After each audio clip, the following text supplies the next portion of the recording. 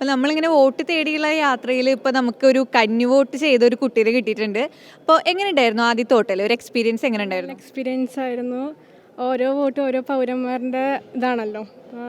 സന്തോഷമുണ്ട് ചെയ്യാൻ പറ്റിയതിന്.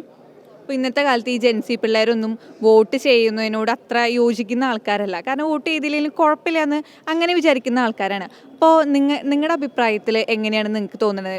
മോള് എങ്ങനെയാണ് ഒരു വോട്ടിനെ കാണുന്നത്? അല്ല, വോട്ട് എല്ലാവരും 18 വയസ്സായവരുടെ ഒരു പൗരാവകാശമാണല്ലോ വോട്ട്. അപ്പോൾ എല്ലാവരും വന്ന് ചെയ്യണം. ആ അവകാശം ആരും കളയരുത്. എന്ത് നോക്കിയിട്ടാണ് വോട്ട് ചെയ്യാറ്? ഇപ്പോൾ നിങ്ങൾ ഭംഗി നോക്കിയിട്ടാണോ, അതോ ഒരാളുടെ കഴിവ് നോക്കിയിട്ടാണോ, പാർട്ടി നോക്കിയിട്ടാണോ, എങ്ങനെയാണ്? അല്ല, നാളത്തെ നല്ല തലമുറയ്ക്ക് വേണ്ടിയിട്ടൊരു ഭാവി, അതിനാണ് വോട്ട്. അല്ലാണ്ട് ഒരാളുടെ ഭംഗിയോ ഒരാളുടെ ഇതോ നോക്കിയിട്ടൊന്നുമല്ല. അപ്പോൾ എങ്ങനെ ഉണ്ടായിരുന്നു അനുരാഗ് ഫസ്റ്റ് ടൈം ഒരു കന്നി ഒരു എക്സ്പീരിയൻസ്?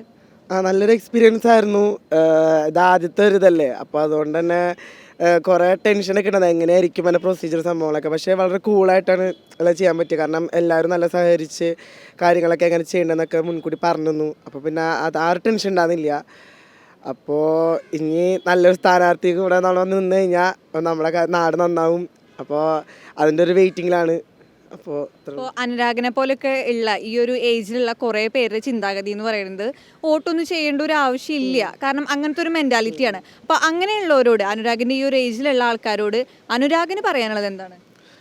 വോട്ട് എന്ന് പറയുന്നത് നമ്മൾ അങ്ങനെ എന്താ പറയുക, ഇപ്പോൾ പാർട്ടി ബേസ് ചെയ്തിട്ടല്ല, ശരിക്കും പറഞ്ഞു കഴിഞ്ഞാൽ അത് നമ്മളൊരു അവകാശമാണ്. സോ അപ്പോൾ നമ്മൾ കൂടുതലും വോട്ടിനെക്കാട്ടും കൂടുതൽ നമ്മൾ നോക്കേണ്ടത് ഒന്നല്ലെങ്കിൽ ആ വ്യക്തിനെയാണ് നോക്കേണ്ടത്. നമ്മൾ ഇങ്ങനെ അയ്യോ ഇന്നാൾ അങ്ങനെ കോൺഗ്രസ് ആണ് അല്ലെങ്കിൽ LDF ആണ് അങ്ങനത്തെ നോക്കിയിട്ടല്ല, നമ്മൾ ആ വ്യക്തി എന്ത് നന്നായിട്ട് ചെയ്യുന്നു അതാണ് നമുക്ക് വേണ്ടത്. അല്ലാണ്ട് പാർട്ടീനെ ഇഷ്ടപ്പെട്ടതല്ല. നമ്മളെ ഇന്ത്യൻ കോൺസ്റ്റിറ്റ്യൂഷനിൽ അതല്ലേ പറയുന്നത്. നമുക്ക് ഏതാ സ്ഥാനാർത്ഥിയാണോ കുറച്ചുകൂടി നല്ലത്, നമുക്ക് ഇന്നാളെന്ന് വന്നു കഴിഞ്ഞാൽ നന്നായിരിക്കും എന്ന് തോന്നുന്നത് അവർക്ക് വോട്ട് ചെയ്യുക.